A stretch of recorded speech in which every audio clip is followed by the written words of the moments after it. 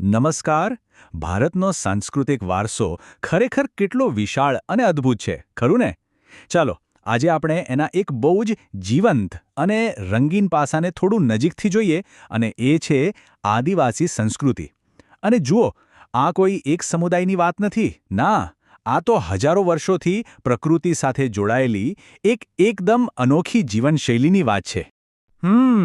પરંપરા, પ્રકૃતિ અને ગૌરવનો સંગમ.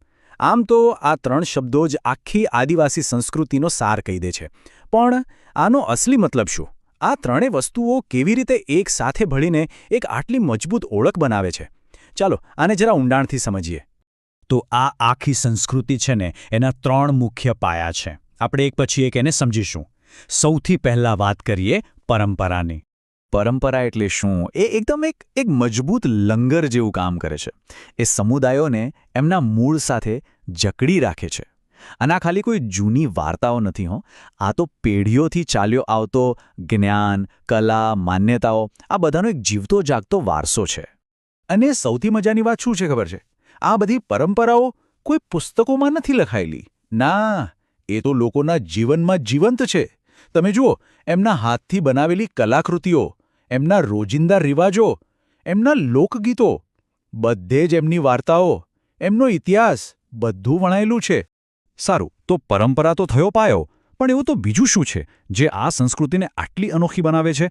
ચાલો, હવે એના બીજા આધારસ્તંભને જોઈએ. અને એ બીજો આધારસ્તંભ છે પ્રકૃતિ સાથેનું અતૂટ જોડાણ. જુઓ, આ ખાલી જંગલો કે નદીઓની વાત નથી. ના, આ તો જીવનના દરેક શ્વાસ સાથે જોડાયેલો એકદમ ઊંડો સંબંધ છે. એટલે કે આદિવાસી સંસ્કૃતિ માટે પ્રકૃતિ કોઈ બહારનું સુંદર દૃશ્ય નથી.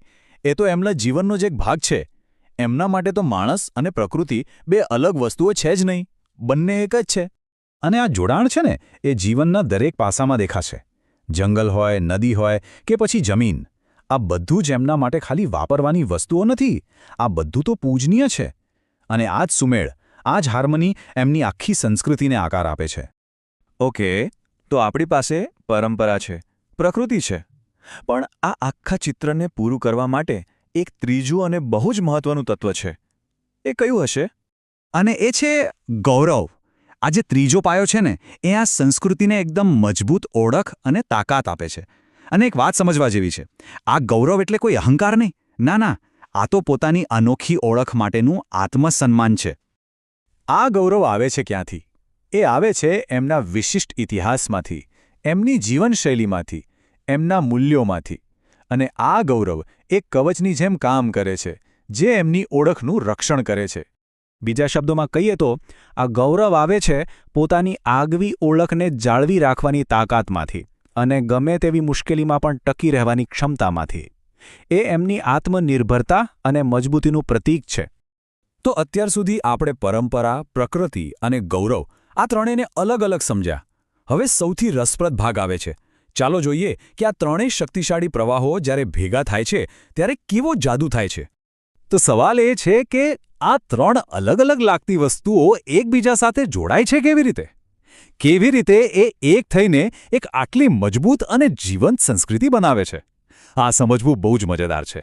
જો વાત એમ છે કે આ ત્રણ અલગ અલગ તત્વો છે જ નહીં, એ એકબીજા સાથે જોડાયેલા છે. પરંપરા એ પાયો નાખે છે, પ્રકૃતિ એમાં જીવ પૂરે છે, અને ગૌરવ એ એને શક્તિ આપે છે. આ ત્રણે મળીને એક એવી સાંકળ બનાવે છે જે તૂટે નહીં. અને આ જે મિલન છે ને, એનું પરિણામ ખાલી એક મિક્સચર નથી, એ એક સાચો સંગમ છે. સંગમનો મતલબ શું? જ્યાં અલગ અલગ નદીઓ કે પ્રવાહો એકબીજામાં એવી રીતે ભળી જાય કે કંઈક તદ્દન નવું અને સંપૂર્ણ બને, જેના મૂળ ભાગો કરતાં પણ વધારે શક્તિશાળી હોય. અને આ જ મુખ્ય વાત છે. આદિવાસી સંસ્કૃતિની અસલી તાકાત કોઈ એક વસ્તુમાં નથી. ના, એ તો પરંપરા, પ્રકૃતિ અને ગૌરવના આ અદ્ભુત સંગમમાં જ રહેલી છે. તો છેલ્લે એક સવાલ મનમાં જરૂર આવે કે આજના આટલા ફાસ્ટ અને મોડર્ન જમાનામાં આ પ્રાચીન સંસ્કૃતિ આપણને શું શીખવી શકે? આ એક એવો સવાલ છે જેનો જવાબ કદાચ આપણે સૌએ સાથે મળીને શોધવાનો છે.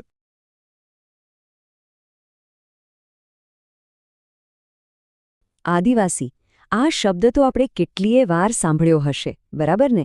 પણ શું આપણે ક્યારે ઊંડાણમાં જઈને વિચાર્યું છે કે આનો અસલી મતલબ શું થાય? ચાલો, આજે આપણે આ શબ્દના છેક મૂળ સુધી જઈએ અને એની સાથે જોડાયેલી જે ઓળખ છે એને સમજવાની કોશિશ કરીએ. તો પછી સવાલ એ થાય કે આખરે આ આદિવાસી છે કોણ? આપણે કોને આદિવાસી કહી શકીએ? આ એક શબ્દ પાછળ કેટલી મોટી ઓળખ છુપાયેલી છે? આ સવાલનો જવાબ શોધવા માટે સૌથી સારો રસ્તો એ છે કે આપણે ખુદ આદિવાસી શબ્દને જ પકડીએ, એને જરા તોડીને જોઈએ, કેમ કે ઘણીવાર નામમાં જ એની આખી ઓળખ છુપાયેલી હોય છે. અને મજાની વાત તો એ છે કે આ શબ્દ પોતે જ આપણને એનો અર્થ કહી દે છે. જુઓ, એ બે ભાગમાં વહેંચાયેલો છે. પહેલો છે આદિ, જેનો મતલબ થાય છે એકદમ પ્રાચીન કાળથી, છેક શરૂઆતથી. અને બીજો ભાગ છે વાસી, જેનો મતલબ થાય ત્યાં રહેનાર, એટલે કે વસવાટ કરનાર. તો બસ આ બંનેને ભેગા કરી દો, આદિ અને વાસી. મતલબ એકદમ સાફ છે, જૂના સમયથી વસવાટ કરનાર. એટલે કે એ લોકો જે કોઈ પણ જમીનના મૂળ રહેવાસી છે, સૌથી પહેલા રહેવાસી. ઓકે, તો આ તો થઈ શબ્દના અર્થની વાત. પણ કોઈ પણ ઓળખને સત્તાવાર રીતે, એટલે કે કાયદાની નજરે કઈ રીતે જોવામાં આવે છે, એ પણ સમજવું જરૂરી છે, બરાબર? તો ચાલો એ પણ જાણીએ. જો ભારતના બંધારણમાં એવા સમુદાયો જેમની પોતાની એક અલગ, એકદમ વિશિષ્ટ સંસ્કૃતિ છે, જેમની પરંપરાઓ અને જીવન જીવવાની રીત અલગ છે, એમને એક ખાસ દરજ્જો અપાયો છે. એમને અનુસૂચિત જનજાતિ અથવા અંગ્રેજીમાં કહીએ તો સ્કેડ્યુલ્ડ ટ્રાઇબ્સ તરીકે ઓળખવામાં આવે છે. આ જ એમની બંધારણીય ઓળખ છે. પણ એક વાત સમજવા જેવી છે. કોઈની પણ ઓળખ ખાલી નામ કે કાયદાના દરજ્જાથી પૂરી નથી થતી, ખરું ને? અસલી ઓળખ તો જીવન જીવવાની રીતમાં હોય છે. અને આદિવાસી જીવનશૈલીની વાત કરીએ તો એ મુખ્યત્વે 3 મજબૂત પાયા પર ટકેલી છે. તો આ 3 પાયા કયા છે? ચાલો એક પછી એક જોઈએ. સૌથી પહેલો આધાર છે એમની કબીલા પ્રથા, એટલે કે એમનો સમાજ કુળ અને પરિવારના સંબંધો પર ટકેલો છે. અહીં કોઈ વ્યક્તિ એકલો નથી, એની ઓળખ એના સમુદાય સાથે એકદમ ગાઢ રીતે જોડાયેલી છે. પછી આવે છે બીજો અને કદાચ સૌથી મહત્વનો આધાર, પ્રકૃતિ સાથેનો એમનો સંબંધ. એ અતૂટ છે. એમના માટે જંગલ, નદી કે પર્વત ખાલી કોઈ વસ્તુ કે સંસાધન નથી. ના, એ તો જીવંત છે, એમના પરિવારનો જ એક ભાગ છે. અને ત્રીજો પાયો છે સામૂહિકતાનો સિદ્ધાંત. આ બહુ રસપ્રદ છે. અહીં જમીન કે જંગલમાંથી મળતી વસ્તુઓ પર કોઈ એક વ્યક્તિનો હક નથી હોતો. ના, એના પર આખા સમુદાયનો, બધાનો સંયુક્ત અધિકાર હોય છે. તો આ બધું સમજ્યા પછી, એમની જીવનશૈલીના આ પાયા વિશે જાણ્યા પછી મનમાં એક સવાલ તો ચોક્કસ ઊભો થાય છે. આપણે જે જોયું, પ્રકૃતિ સાથેનો એવો ગાઢ નાતો, વ્યક્તિગત માલિકીની જગ્યાએ સામૂહિક હકની ભાવના, આ બધું જોતા શું એવું નથી લાગતું કે આ જીવનશૈલીમાંથી આજની દુનિયા આપણે બધા ઘણું બધું શીખી શકીએ છીએ? પ્રકૃતિ અને સમુદાય સાથેનો આવો અતૂટ સંબંધ આપણને શું શીખવી શકે છે? આ એક વિચાર સાથે ચાલો આજના વિશ્લેષણને અહીં વિરામ આપીએ.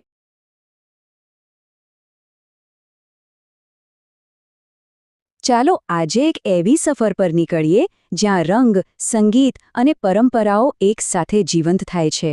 આપણે વાત કરી રહ્યા છીએ ગુજરાતના આદિવાસી મેળાઓની.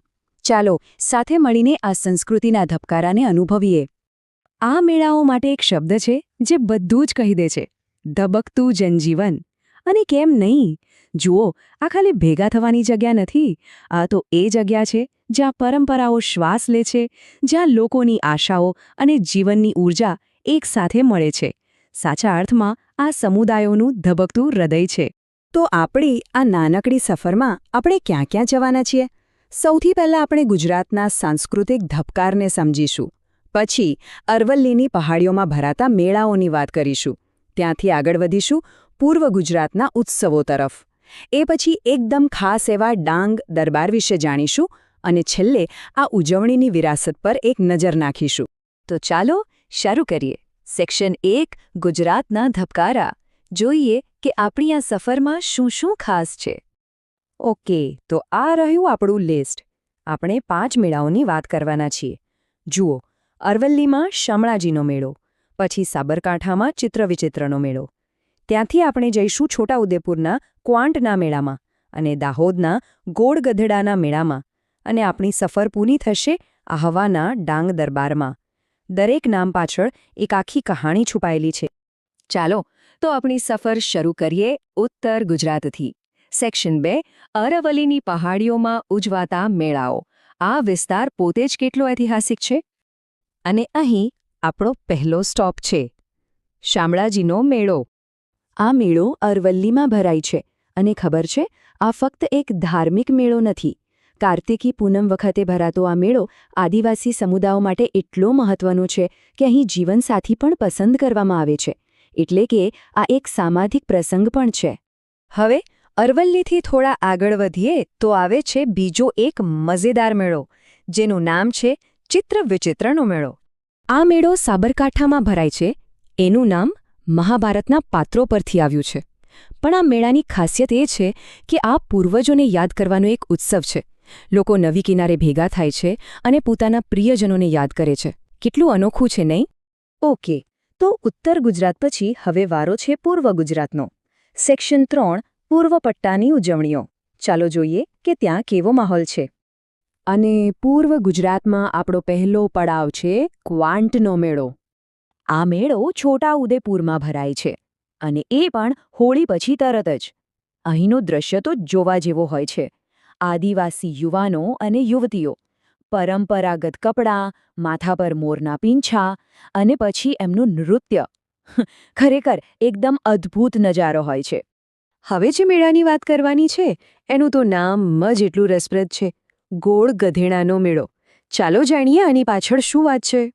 તો આ મેળો છે દાહોદ જિલ્લાના જેસાવાડામાં. હવે આ નામ કેમ પડ્યું? તો સમજો, અહીં એક ઊંચો થાંભલો હોય, એની ટોચ પર ગોળની પોટલી બાંધેલી હોય. હવે યુવાનોએ એના પર ચડીને ગોળ મેળવવાનો. પણ એટલું સહેલું નથી. નીચે ઊભેલી સ્ત્રીઓ તેમને સોટીઓથી રોકવાનો પ્રયાસ કરે છે. એટલે હિંમત અને મનોરંજન બધું એક સાથે. ઓકે, તો હવે આપણી સફરના છેલ્લા અને કદાચ સૌથી અનોખા પડાવ પર પહોંચ્યા છીએ. સેક્શન 4 શાહી ડાંગ દરબાર. અહીં પરંપરા અને શાસનનો એક ગજબનો મેળ જોવા મળે છે. આ છે ડાંગ દરબાર, જેનું આયોજન થાય છે આહવામાં. અને આ ખાલી મેળો નથી, સમજો, આ તો એક જીવંત ઇતિહાસ છે. એક એવી જગ્યા જ્યાં પરંપરા અને શાસન હાથમાં હાથ મિલાવીને ચાલે છે. અહીં એક બહુ જ રસપ્રદ વાત છે. અહીંના જે રાજાઓ છે એમને આજે પણ વર્ષાસન મળે છે. હવે સવાલ એ થાય કે આ વર્ષાસન એટલે શું? તો જો, વર્ષાસન એટલે સરકાર તરફથી પરંપરાગત શાસકોને એટલે કે ત્યાંના રાજાઓને અપાતું વાર્ષિક પેન્શન. અને ડાંગ દરબાર એ જ ખાસ પ્રસંગ છે જ્યાં આ પરંપરાનું સન્માન કરવામાં આવે છે. વિચારો, આધુનિક શાસન અને જૂની પરંપરા વચ્ચે કેવો અનોખો પુલ છે આ. તો આપણે 5 અલગ અલગ મેળાઓની વાત કરી. સેક્શન 5 ઉજવણીનો વારસો. આ બધું જોયા પછી આખરે આ મેળાઓનું મહત્વ શું છે? સીધી વાત છે, આ ખાલી ઇવેન્ટ્સ નથી. આ તો ગુજરાતની આદિવાસી સંસ્કૃતિનું જીવંત ધબકતું હૃદય છે. આ મેળાઓ ઇતિહાસ, સમુદાય અને પરંપરાને જોડી રાખતી એક મજબૂત કડી છે, જે આજે પણ એટલી જ જીવંત છે. અને આ જ આપણને એક મોટા સવાલ પાસે લાવીને ઊભા રાખે છે. વિચારો કે આટલી ઝડપથી બદલાતી દુનિયામાં આવી પરંપરાઓ કોઈપણ સંસ્કૃતિના અસલી ધબકારાને જીવંત કેવી રીતે રાખી શકે છે? આ એક વિચારવા જેવો પ્રશ્ન છે.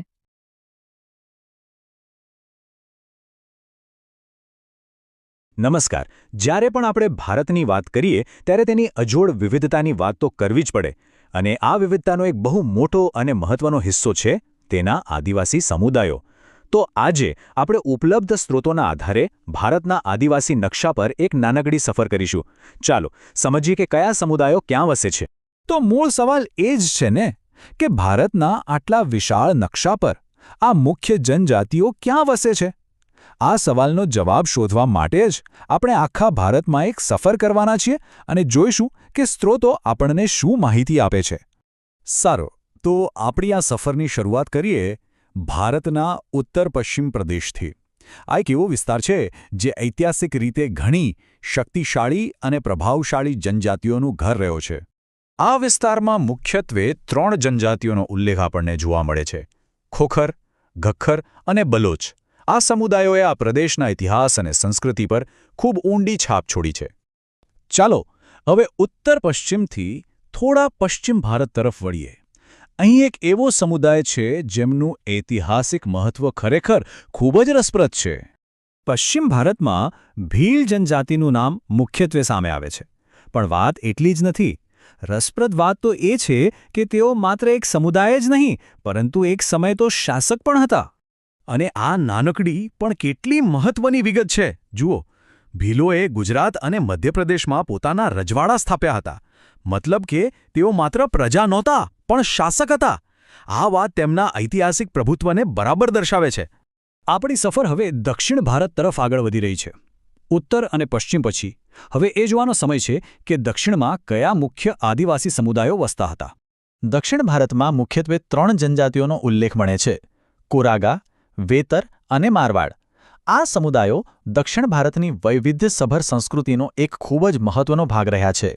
અને હવે આપણી સફરના અંતિમ પડાવ પર આવી ગયા છીએ. ચાલો પૂર્વ ભારતના સાંસ્કૃતિક રીતે સમૃદ્ધ એવા આદિવાસી પ્રદેશો પર એક નજર કરીએ. પૂર્વ ભારતમાં 3 મુખ્ય સમુદાયો છે: અહોમ, નાગા અને કુકી. આ પ્રદેશ તો તેની જનજાતિઓની આગવી ઓળખ અને એમની જીવંત પરંપરાઓ માટે આખા દેશમાં જાણીતો છે. તો આપણે જે આખી સફર કરી તેનો સારાંશ અહીં આ કોષ્ટકમાં સરળતાથી જોઈ શકાય છે. તે એકદમ સ્પષ્ટપણે બતાવે છે કે કયા પ્રદેશમાં કઈ મુખ્ય જનજાતિઓ વસતી હતી. આનાથી આખી વાત એક જ નજરમાં સમજાઈ જાય છે. તો મૂળ વાત એ છે કે આ માહિતી આપણને ભારતની વિશાળ અને જટિલ માનવ ભૂગોળની એક મહત્વપૂર્ણ ઝલક આપે છે અને એ પણ યાદ અપાવે છે કે ભારતનો ઇતિહાસ આવા અસંખ્ય સમુદાયોના યોગદાનથી જ ઘડાયો છે. આને અંતે એક વિચારવા જેવો પ્રશ્ન: આપણે આજે ઐતિહાસિક ભૌગોલિક વિતરણ જોયું તેને ધ્યાનમાં રાખીએ તો આજના ભારતમાં આ જનજાતિઓની સ્થિતિ અને ઓળખ કેટલી બદલાઈ હશે? શું આ વિભાજન આજે પણ એટલું જ પ્રસ્તુત છે? ખરેખર આ એક ઊંડાણપૂર્વક વિચારવા જેવો મુદ્દો છે.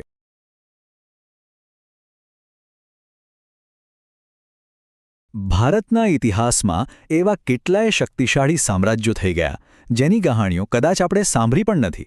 તો ચાલો આજે આપણે આવા જ 2 જબરદસ્ત આદિવાસી સામ્રાજ્યોની વાત કરીએ જેમના વિશે ઇતિહાસના પાનામાં બહુ જ ઓછું લખાયું છે. વિચારવા જેવી વાત છે નહીં કે ગાઢ જંગલો અને નદીની ખીણોમાંથી પણ આટલા મોટા સામ્રાજ્યો કેવી રીતે ઊભા થયા હશે? એમની સફળતા પાછળનું સિક્રેટ શું હતું? ચાલો આજે આ રહસ્ય પરથી પડદો ઉઠાવીએ. તો આપણે વાત કરી રહ્યા છીએ ગોંડ અને અહોમ સામ્રાજ્યની. મજાની વાત એ છે કે બંને આદિવાસી મૂળના હતા, પણ એમની રાજ કરવાની અને સમાજ ચલાવવાની રીત એકદમ અલગ. ચાલો જોઈએ કેવી રીતે. જુઓ, કોઈ પણ સામ્રાજ્ય ક્યાં બને છે ને એના પર એનું આખું ભવિષ્ય ટકેલું હોય છે. તો સૌથી પહેલાં એ જ જોઈએ કે આ બંને સામ્રાજ્યો ક્યાં ફૂલ્યા ફાલ્યા હતા. તો ગોંડ સામ્રાજ્યનું ઘર હતું મધ્ય ભારતનો ગાઢ વન પ્રદેશ, જેને આપણે ગોંડવાના તરીકે ઓળખીએ છીએ.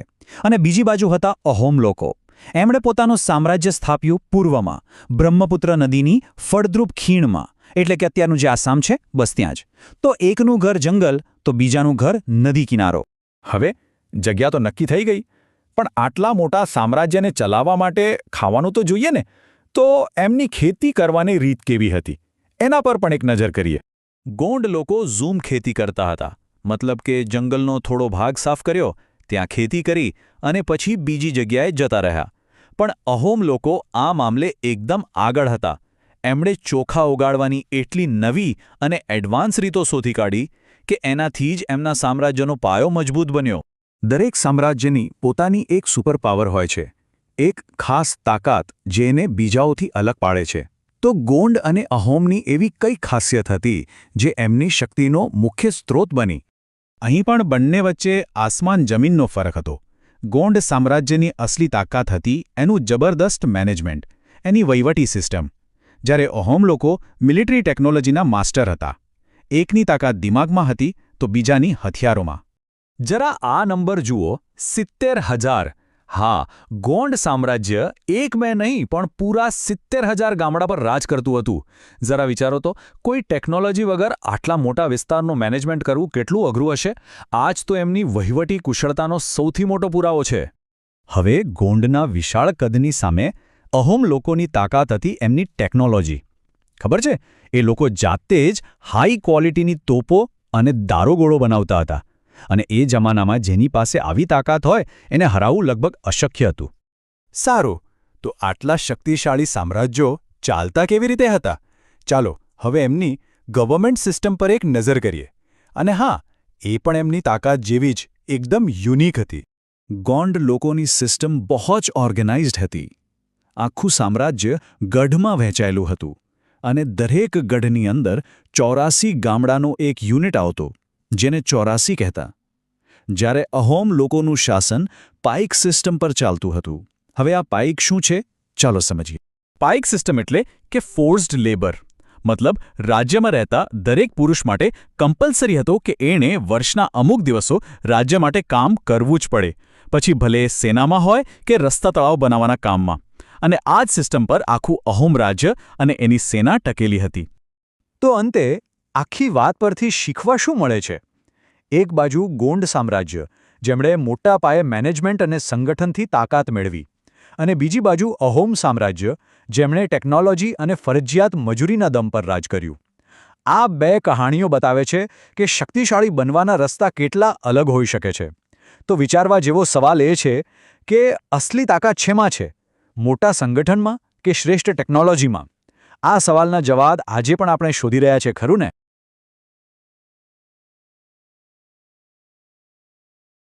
આજે આપણે એક બહુ જ રસપ્રદ સવાલ પર વાત કરવાના છીએ.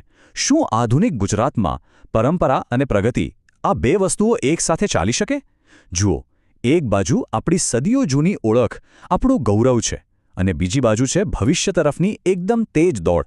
તો ચાલો આજે આપણે આ બંને વચ્ચેના સંબંધને ઊંડાણપૂર્વક સમજીએ. તો આ આખી ચર્ચા છે ને, એ બે મુખ્ય શબ્દોની આસપાસ ફરે છે: પરિવર્તન અને ગૌરવ. પરિવર્તન એટલે કે ચેન્જ, જે આપણને આગળ લઈ જાય છે, ભવિષ્ય તરફ.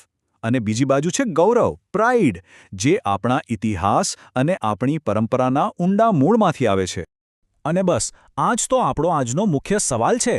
કોઈ પણ સમાજ પોતાની અસલી ઓળખ, પોતાનું અસ્તિત્વ ગુમાવ્યા વગર આ મોટા ફેરફારોને, આ પરિવર્તનને કેવી રીતે અપનાવી શકે?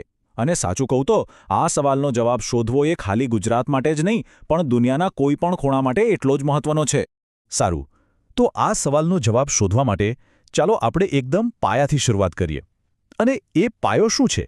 એ છે આપણી પરંપરા. તો પરંપરા એટલે શું, બરાબર? સિમ્પલ ભાષામાં કહીએ તો એ આપણો સાંસ્કૃતિક અને સામાજિક પાયો છે. એ વસ્તુ જે આપણને બધાને એક સાથે જોડે છે, એક સહિયારી ઓળખ આપે છે, ઇતિહાસ અને ગૌરવની ભાવના આપે છે. અને યાદ રાખજો, આ ખાલી ભૂતકાળની વાત નથી. આ તો એ જ જમીન છે જેના પર આપણા ભવિષ્યની ઇમારત બનવાની છે. ઓકે, તો પરંપરાની વાત તો થઈ ગઈ. હવે આ વાર્તાના બીજા ભાગ તરફ જઈએ. વાત કરીએ આધુનિકતાની, એ શક્તિઓની જે આજે આપણા સમાજને એક નવો જ આકાર આપી રહી છે. જુઓ, આપણે આસપાસ જીવન કેટલી ઝડપથી બદલાઈ રહ્યું છે એ તો આપણે બધા જોઈ જ રહ્યા છીએ. પણ ક્યારેય વિચાર્યું છે કે આ મોટા બદલાવ પાછળના અસલી કારણો, એ કી ડ્રાઈવર્સ કયા છે? એવી કઈ વસ્તુઓ છે જે આ પરિવર્તનને આટલી ગતિ આપી રહી છે? તો આ પરિવર્તન પાછળ મુખ્યત્વે 3 મોટી શક્તિઓ કામ કરી રહી છે. ચાલો એક પછી એક જોઈએ. સૌથી પહેલું છે શિક્ષણનો વ્યાપ. જેમ જેમ શિક્ષણ ફેલાઈ રહ્યું છે, લોકોની વિચારસરણીને એક નવી જ દિશા મળી રહી છે. બીજું, પાક્કા મકાનો. આ ખાલી રહેવાની જગ્યા નથી, પણ સુરક્ષા અને આર્થિક સ્થિરતાનું પણ પ્રતીક છે. અને ત્રીજું, જે કદાચ સૌથી મોટું છે, એ છે ટેકનોલોજી. આપણા વાતચીત કરવાની રીતથી લઈને કામ કરવાના તરીકા સુધી બધું જ તો બદલી નાખ્યું છે, નહીં? તો હવે જુઓ, આપણી સામે બે એકદમ અલગ ચિત્રો છે. એક તરફ છે પરંપરા, જેના મૂળ આપણા ઇતિહાસ અને સંસ્કૃતિમાં છે, અને બીજી તરફ છે આધુનિકતા, જેનું ફોકસ છે વિકાસ અને ભવિષ્ય પર. તો શું આનો અર્થ એ થયો કે આ બંને હંમેશા એકબીજાની સામે જ ઊભા રહેશે? શું એમની વચ્ચે હંમેશા ટક્કર જ ચાલતી રહેશે? અને હવે આવે છે આખી વાતનો સૌથી રસપ્રદ અને મહત્વનો ભાગ. શું આ બંને વિરોધી લાગતી શક્તિઓ વચ્ચે કોઈ બેલેન્સ, કોઈ સંતુલન શક્ય છે ખરું? ચાલો હવે એ જોઈએ કે પરંપરા અને પ્રગતિનો રસ્તો એ કેવી રીતે બની શકે. અને જવાબ આ એક જ વાક્યમાં છુપાયેલો છે: પરંપરા જાળવીને પ્રગતિ તરફ પ્રયાણ. જુઓ, અહીં મુદ્દો કોઈ એકને પસંદ કરવાનો છે જ નહીં. વાત છે બંનેને સાથે લઈને ચાલવાની. આ તો એક સંતુલિત યાત્રા છે, એક બેલેન્સ્ડ જર્ની. આ વાત કેટલી સુંદર રીતે આખી પરિસ્થિતિને સમજાવે છે કે પ્રગતિ કરવી હોય તો ભૂતકાળને ભૂંસી નાખવાની કોઈ જ જરૂર નથી. અરે, એના પર જ તો ભવિષ્યનું નિર્માણ થઈ શકે છે. પરંપરા આપણને એક એવો મજબૂત પાયો આપે છે જેના પર આપણે અર્થપૂર્ણ અને લાંબો સમય ટકી શકે એવી પ્રગતિની ઇમારત ઊભી કરી શકીએ. તો છેલ્લે એક સવાલ જે આપણે બધાએ વિચારવાનો છે. આવનારા સમયમાં એટલે કે ભવિષ્યમાં પરંપરા અને પ્રગતિનું આ બેલેન્સ, આ સંતુલન કેવું દેખાશે? કારણ કે એનો જે પણ જવાબ હશે એ જ આપણા સમાજનું ભવિષ્ય નક્કી કરશે. આના પર વિચારતા રહેજો.